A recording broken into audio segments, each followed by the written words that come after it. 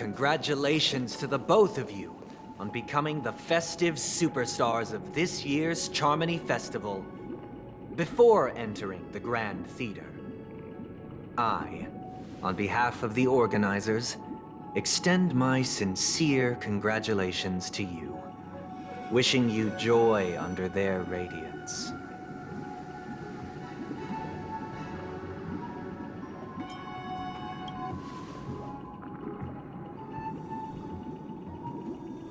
As previously promised, my sister, Mr. Yang, and I have met with the Dream Master.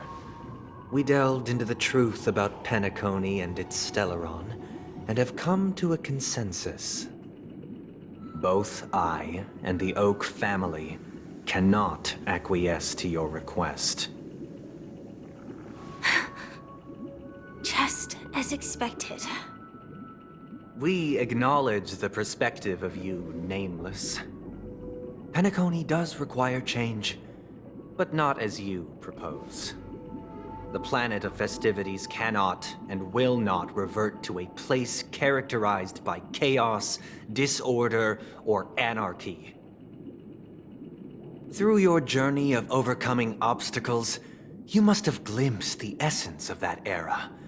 The vulnerable ruthlessly eliminated, equality non-existent, common folk living precarious lives, eking out a dreary existence. Ultimately, only heroes like yourselves manage to achieve success. But I would dare ask, if you did not possess the special status of having a Stellaron, and you were but an anonymous and frail member among the masses, which Penacony would you prefer? A dystopia for the survival of the fittest, or a sweet dream paradise for all?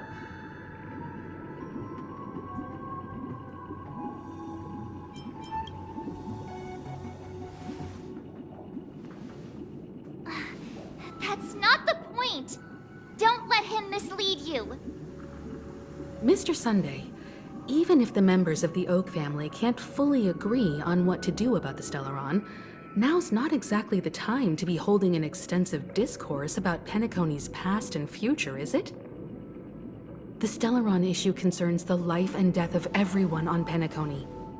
If anyone has a better suggestion, the crew is more than willing to listen. Also, it'd be best to tell us the ins and outs of that meeting. This way, we'll at least know what Welt and Ms. Robin are dealing with, and the reason why they failed to make our appointment. Ah, Navigator. That is precisely my intention. With all present, let's begin by discussing the details of that meeting. Let's talk about our tribulations and choices, our ideals and beliefs, and our final course of action. The only path to take. You mean to say that for the longest time, there have been scoundrels who would use the Charmony Festival that I have bequeathed to the masses as a tool to realize their ambition? Indeed, Dream Master. Once the Charmony Festival begins, the Stellaron's powers, along with the song, will be broadcast across the entire planet of Penacony.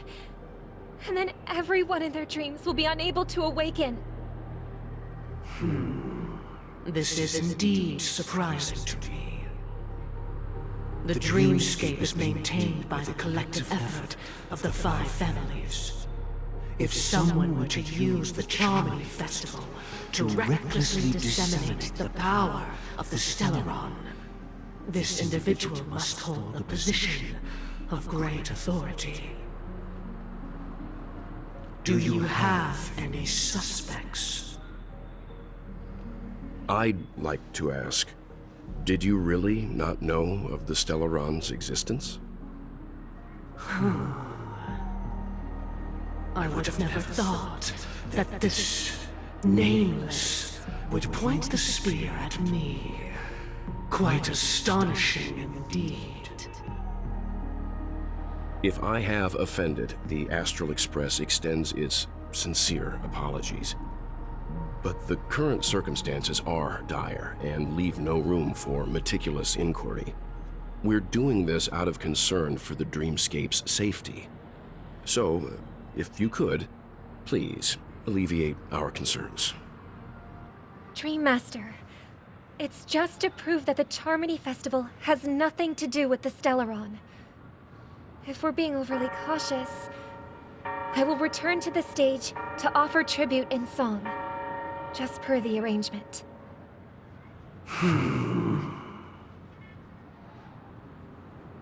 Sunday, Robin. I've watched you two grow up, and know your dispositions like the back of my hand. Both of you, right now, can surely be lauded as their most devout advocates. I already know your resolve. The magnitude of this matter is enormous, and cannot be taken lightly. Since Mr. Yang has asked with such earnestness, I will personally respond in kind.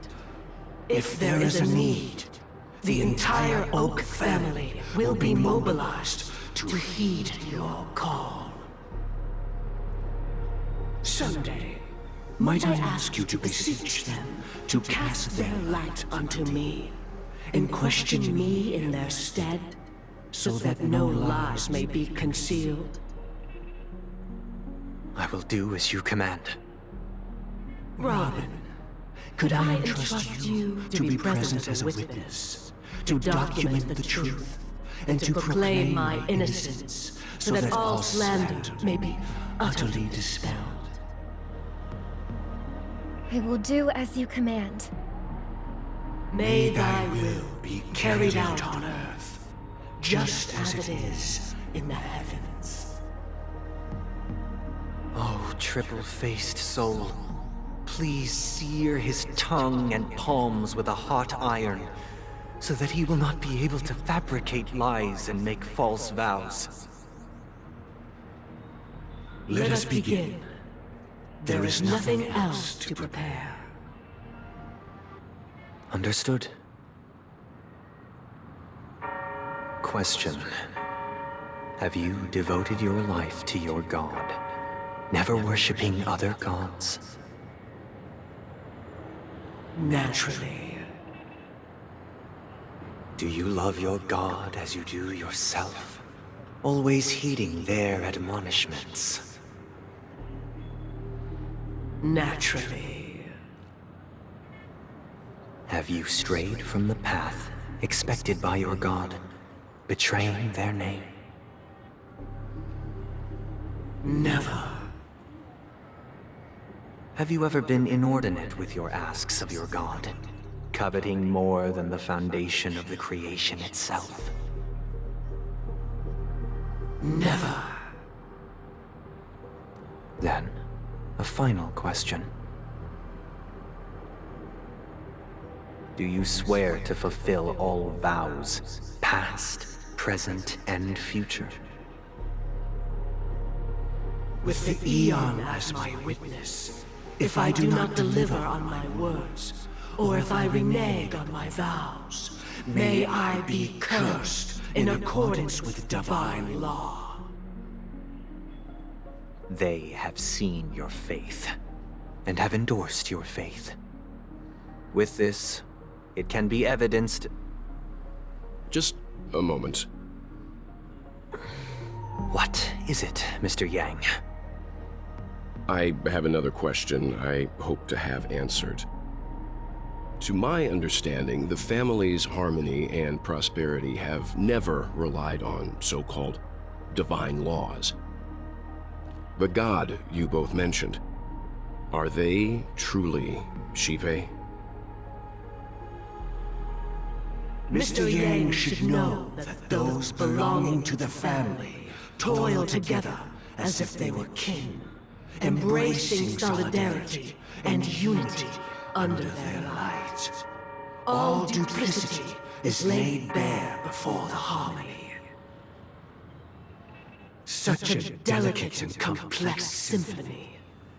Which other god could perfectly harmonize this, if not for the Great One, Shibe?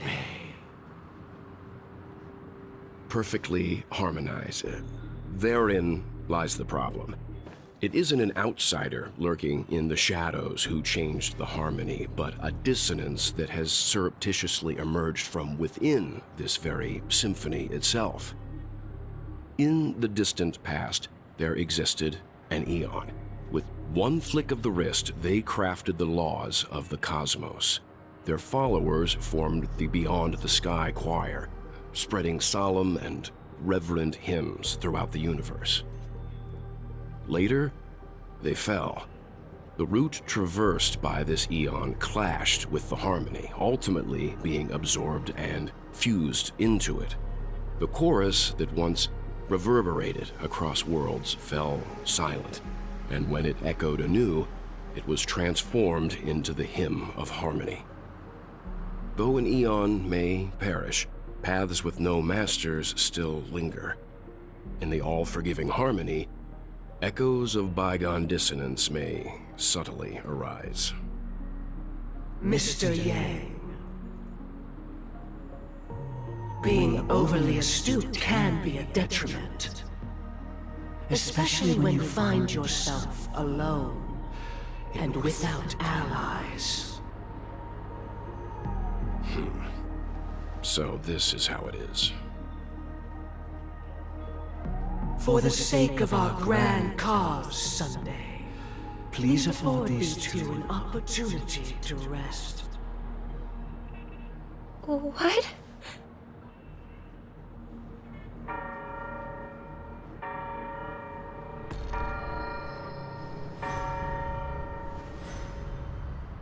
Sorry, Robin. It's just you. I did not wish for you to know this. It's a pity that things have turned out this way. So, this is the true reason I can't sing? The shadow that envelops Penacony is actually... We were never children of the harmony. Our ideal paradise could not have been crafted by Shibe. True bliss can only be guaranteed by the one who transcends the many. Within the foundation of law, humanity establishes civilization, and through harmony, we obtain order. Unbelievable. To think that there would be remnants of the Order on Penacony. What have you done with Mr. Yang and Miss Robin? Don't worry. I just gave them some time alone to ponder their fates. You should know that these actions make you an enemy of the Astral Express. Should we need to stand against the Nameless, it would only be myself and the Oak family involved. But we haven't reached that point yet, have we? Your efforts for the justice of Penacony are evident to everyone, and have been widely observed. Smart kid. You're just as sharp as the other one. If it is the Order that drove you to imprison Welt and Robin, and you're using them to coerce our compliance, then there'll be no point in entertaining any type of discussion. You're mistaken, Miss Himiko. They are in very safe hands, and just as the family has always proclaimed, no one can be harmed in the dreamscape, least of all in the beautiful new world belonging to the Order. Penacony and the entire universe have witnessed far too much innocent bloodshed. The strong wield their blades against the weak, and the victors push the vanquished to the brink of life. Natural selection. The world abides by this principle, establishing the well-being of humanity atop the corpses of the downtrodden. Only we, or rather, I, possess the power to put an end to this farce. So you've decided to resurrect a dead Eon? No one's ever done such a thing. If Miss Himiko is interested, let's draw back the veil and speak candidly. I've always firmly believed that people can understand one another through peaceful means. I'm willing to divulge the unembellished truth as to the intentions of the Order's Pathstriders, so that you will make better judgment for the Astral Express, for Penacony, and for this stretch of the universe. Words can hardly do justice to the beauty of that ideal. So, come with me, everyone. Let us retrace our steps and see once again where this road leads. Huh? Where'd he go? Welcome. This isn't any location in Penacony's dreamscape. It's my inner world. The reason the scenery before you remains unchanged is because your consciousness has drawn on similar concepts to fill in the gaps. Did you do the same to Welt? It's a tuning process. Stronger in effect and more draining on the mind. The gray-haired guest has experienced it before, so she should understand what it entails. Tuning allows you to intuitively grasp my feelings, which also means that I cannot hide anything from you. Now, everyone, please look at the huge screen. The road we once took begins here. From this point on, you will witness the numerous decisions I've faced. I've selected a portion of these to share with you. I believe after going through similar predicaments, you'll be able to better understand my thoughts. Let's begin. The first decision. A story about a baby bird. This story happened when Robin and I were very young. We were victims of the Stellaron disaster, and the family's Mr. Gopher Wood, who would later become the Dream Master of Penacony, saw that we siblings had no one to turn to and took us in. Later on, Robin and I lived a time with nary a care in the world. One day, after dinner, while my younger sister and I were lounging about in Mr. Gopher Wood's yard, we spotted a fledgling Charmony dove all on its own. That baby bird was tiny.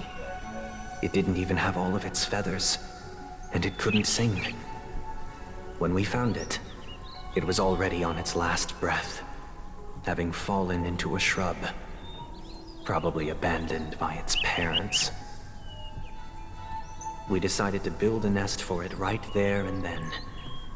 However, thinking back, that winter was unusually cold, with fierce winds at night in the yard, not to mention the many poisonous bugs and wild beasts in the vicinity.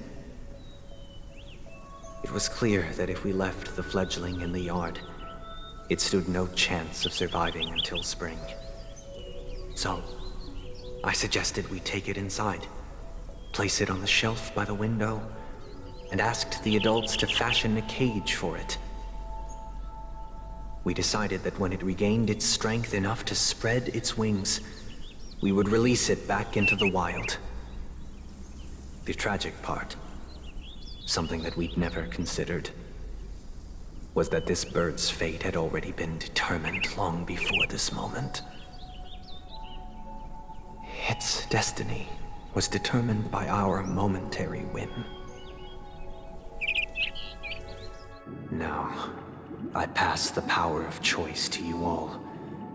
Faced with this situation, what choice would you make? Stick to the original plan, and build a nest with soft net where the Charmony dove fell. Or build a cage for it, and feed it, giving it the utmost care from within the warmth of a home. I eagerly await your answer.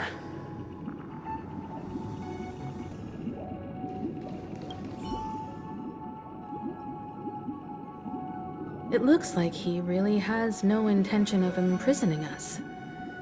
If it's just a quiz, I suppose it's fine to humor him. Back to the question.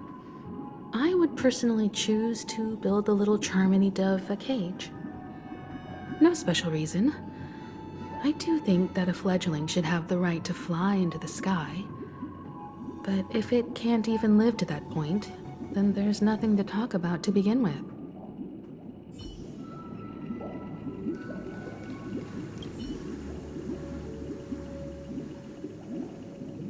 That guy just casually throws this kind of question at us?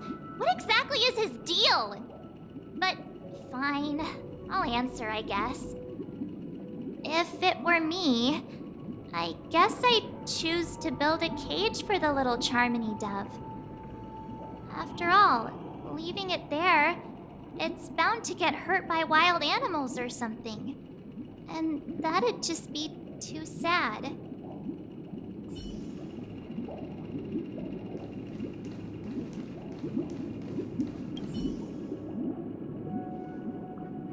I can't decipher his intentions right now, but based solely on that question, I would probably choose to build that dove a cage.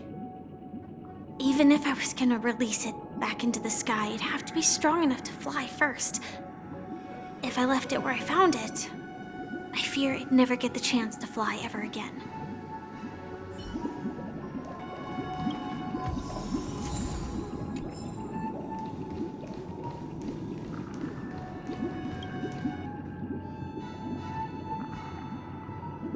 I'm happy to see that you made a choice similar to ours. If your mind is made up, let me reveal the outcome of this choice. We passionately nursed it back to health, preparing only the best food for it every day. We even preened its feathers. Later, on the day that Robin left Penacony, we opened the cage door and let it fly back into the sky. I watched it for a long while by the window, probably about 3 or so days. In those 3 long days, the little Charmony dove tried again and again to spread its wings to fly into the sky, but fell to the ground, only to keep trying. Finally, on the 137th attempt, it succeeded. But its attempt did not go perfectly. After flying unsteadily for a while, it fell to the ground, unable to grasp the direction of the air currents. The fall shattered its wings. It writhed helplessly in my embrace.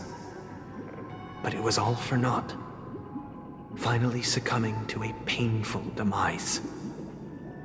And in that instant, our tender care, our given love and hopes, they all became the inevitable push that sent it to its death. I deeply regret the choices we made. Next, let us head to the second decision. This time, it's the story of a dream chaser.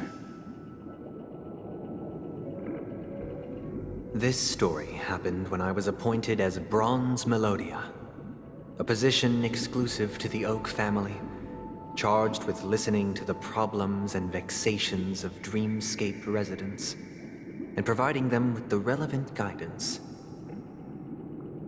It was during that period that I had the opportunity to hear voices from all corners of the dreamscape. Joy, sorrow, arrogance, regret. The complex tapestry of human nature that formed the world. And I was fortunate to catch a glimpse of it. He was a dream chaser, and an illegal stowaway. Just like the rest of them, he came to Penacony in search of a better life, except that, to most people, the price he paid, I suppose you could say it was everything. He told me I sold everything I could at home, The house, the land, even his 2 children. He said he could not afford to raise them, and that at least they could eat if they lived as slaves. He had a plan in place. He would buy back his children once he had made his fortune, and enjoy Penacony's beautiful dream with them. Alas, his plan to smuggle himself was somewhat clumsy, and he was sniffed out by those pig-headed hounds. After hearing the Dream Chaser's story, I immediately appealed to the Bloodhound family to cease their pursuit. That way, at least he could live peacefully. But I was still too naive to the ways of the world. I did not anticipate that what I thought was a kind gesture would later lead to dire consequences. I'll tell you the outcome soon. For now, I'd like you all to make a choice. Will you do as I did, and try to convince the Bloodhound family to stop their pursuit, so that the Dream Chaser may live peacefully and realize his wishes? Or will you remain silent, leaving him to languish while the hounds are hot on his heels, until his inevitable judgment arrives? I look forward to everyone's decisions. Who knows? Perhaps they might even alter the outcome of this tragedy.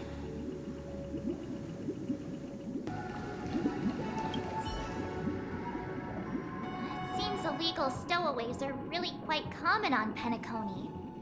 But that guy in the story, I don't think he deserves any sympathy at all. He sold his kids to chase a dream. Even if he intended to go back for them, it's still insanely irresponsible. With that thought, there's only one choice. Let the Bloodhound send him back home. This person deserves to be punished.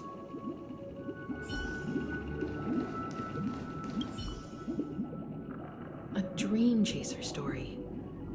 If I acted out of kindness, I would probably ask the Bloodhounds to stop their pursuit and lend him a hand.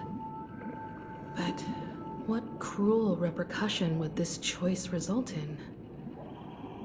I think Sunday must have been deeply impressed by the limitations of the strong defending the weak through this incident.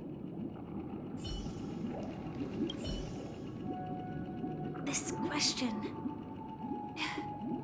Surely it has some connection to the baby bird story. And this connection is precisely the breakthrough Sunday aims to use to persuade us. I'd probably choose to ask the Bloodhounds to cease their pursuit.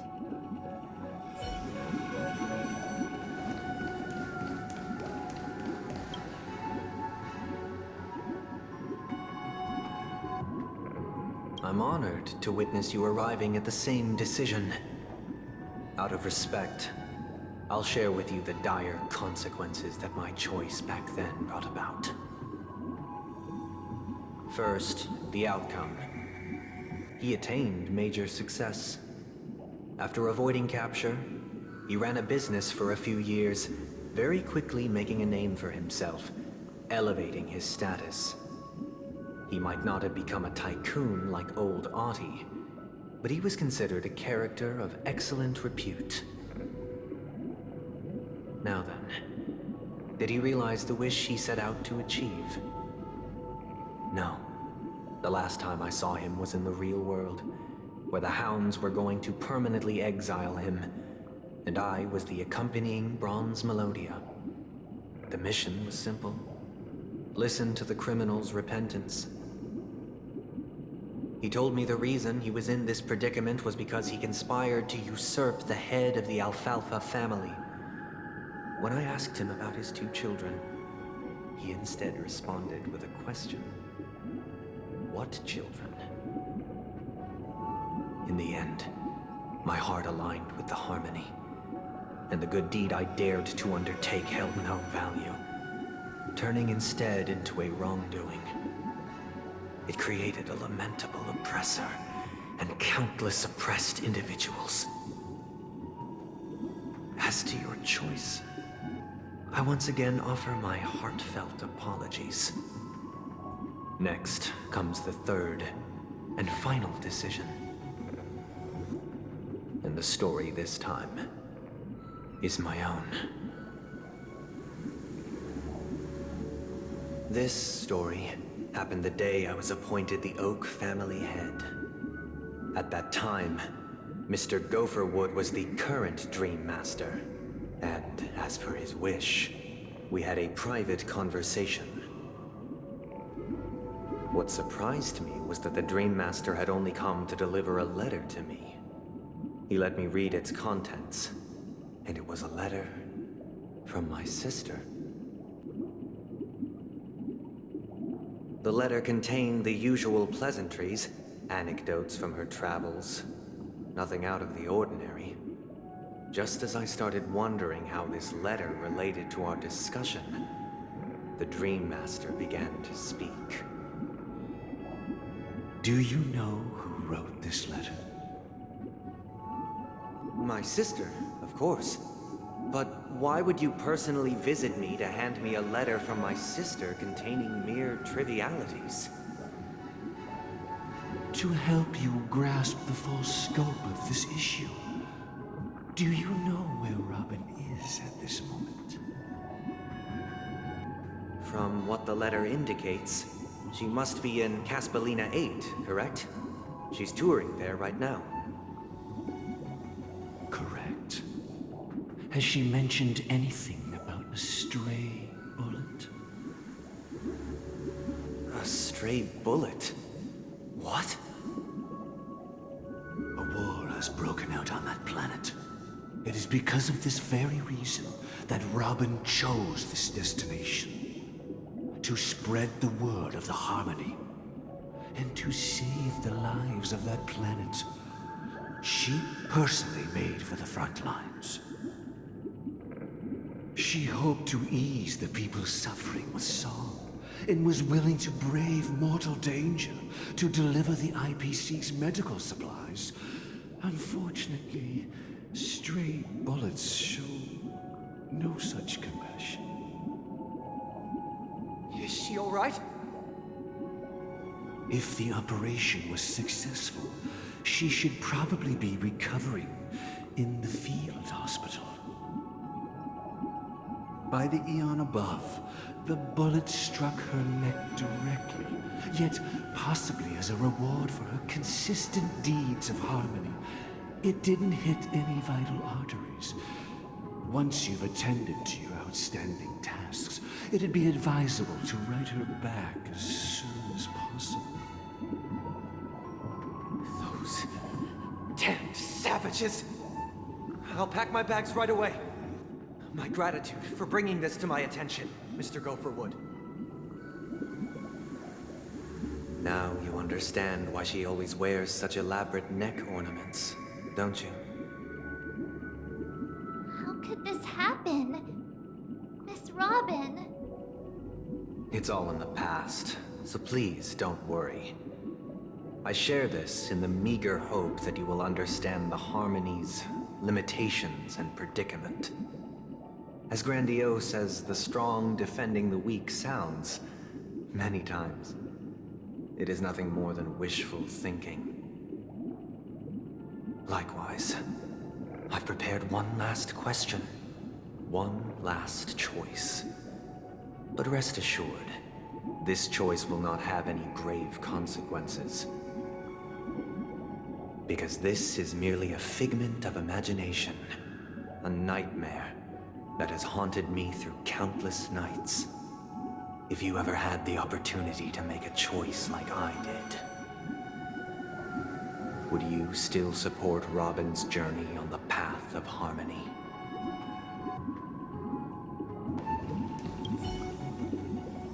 I often feel like I've dreamt of similar scenes on certain nights. In the dream, I see blurry faces. I don't know who they are, but I sympathize with all of them, fighting for survival against some unfathomable force. Their confusion and fear are lucid to me. But I also remember they chose never to give up. Just like Miss Robin. If Mr. Sunday's question leaves you puzzled, you should find the answer from your own experiences. With each trailblaze, dangers and tribulations will surely follow. But would you ever back away? Would you stop March and Don Hung from reaching their next destination? I believe you have an answer of your own in your heart.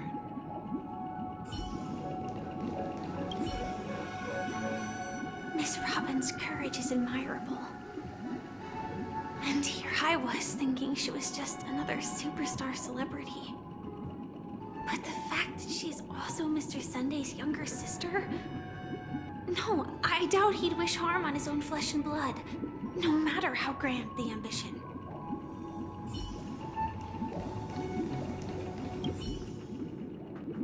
I can't believe that happened to Miss Robin. The strong defending the weak is a great mantra, but if I had to pay such a price, I don't know what I'd do.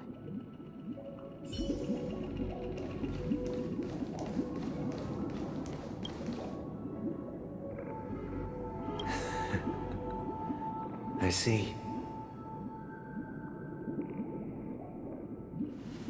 I am now aware of everyone's stances. Raising these questions merely serves to illustrate one point. The plight of Penacony cannot be salvaged by the harmony.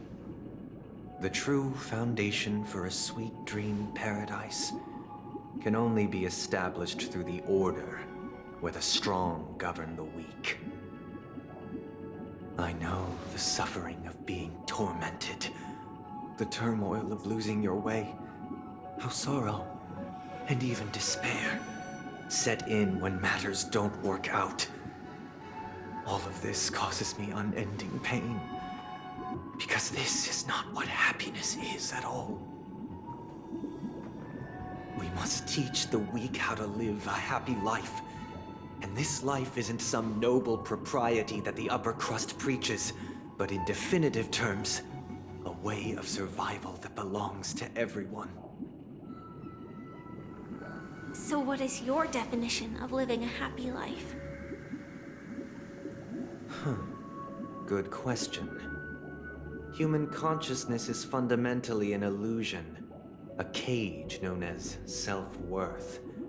People lured in by this illusion make mistakes, yet still ask that external influences bear the burden.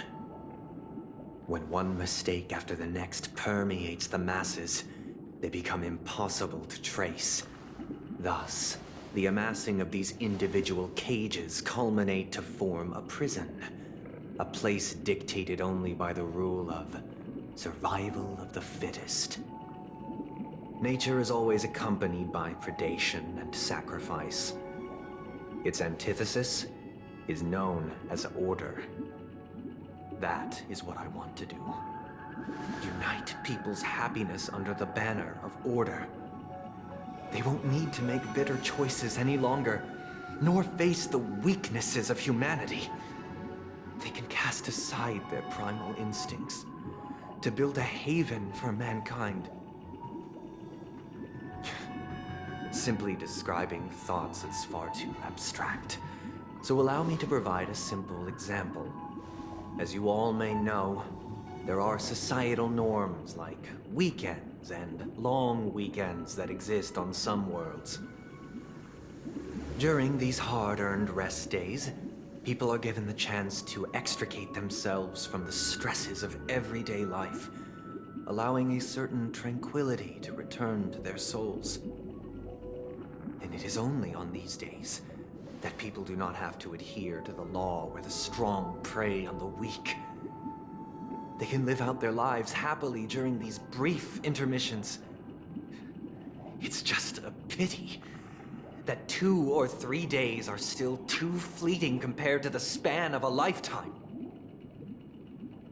From where I stand, Society's ideal system should be 7 rest days.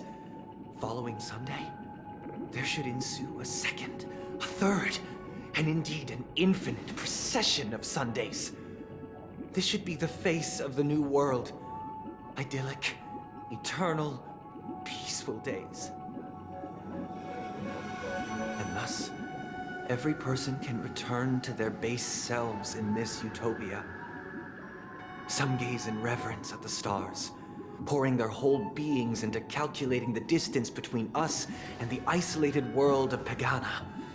Meanwhile, some seek refuge in quiet corners, holding one another, unencumbered by the chains of unwelcome obligations. There would be no need to bear the hardships of reality. Only in this way can humanity face the inevitable end with the purest of spirit, living a life of dignity. This is what it is to live in bliss. Miss Firefly, you who are stricken with entropy loss syndrome, you of all would surely understand this.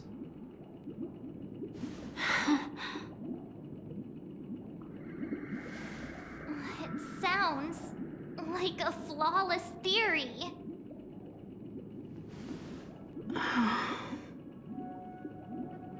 But what is the price to attain all this?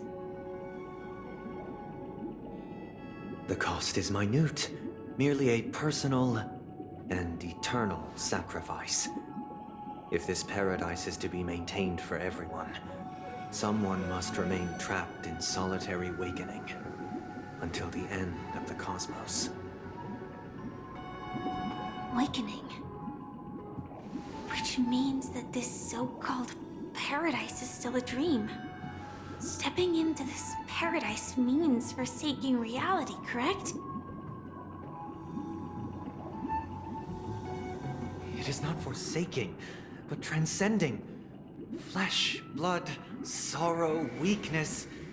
If the physical is the root of spiritual suffering, it is only logical that we defeat it. But in this supposed bliss, people won't have defeated their demons. The chance to overcome their tribulations would be forever lost to them. In other words, it is an escape. That's another way of understanding it. But there is no shame in escape.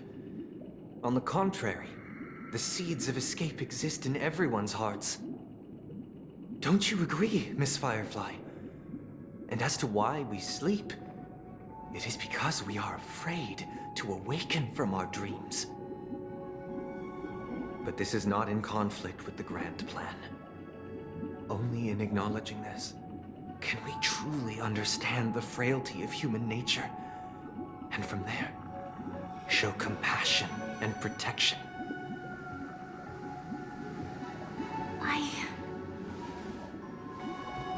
I admit that you are a born leader. Your perspective on humanity brims with pessimism. Yet you express compassion for all, even when your heart pities them. But unlike you, I live for the self. From my perspective, individuals making choices for themselves is their birthright. The want to escape may be innate in the weak. But whether they are weak or not, it is not up to another to decide. Perhaps in your mind, you also view me as weak?